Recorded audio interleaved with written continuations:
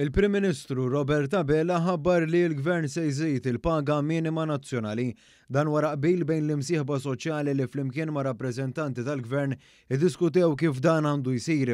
F'messaġġ li għadda l-Prim Ministru saħaq li Gvern immexxi minnu wettaq wegħed elettorali oħra mill-manifest Malta flimkien. Sodisfatt li llum il-OH Commission issiġillat ftehim b'rakkomandazzjoni lill-Gvern li tara l-paga minima titla gradwalment kull sena għall-4 snin li ġejjin.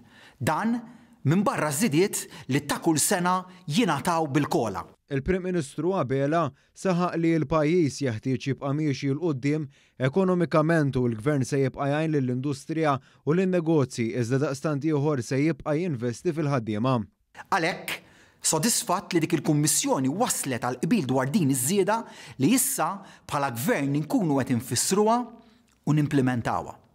Irrid irrotħajr lis-Segretarju Parlamentari Andy Ellul għax-xogħol tiegħu kif ukoll lill-membri kollha tal-OH Commission. Dan u pass ieħor f'sensiela ta' deċiżjonijiet biex inżidu l-pagi u nsaħħu dħul tal-ħaddiema. Intant il-messaġġ li mmarka dan il-ftehim notevoli, il-Prim Ministru qal li fil-budget li l-Gvern se jippreżenta nhar it-Tnejn li ġej se jibqa' jieħu iktar inizjattivi ta' investiment fin-nies.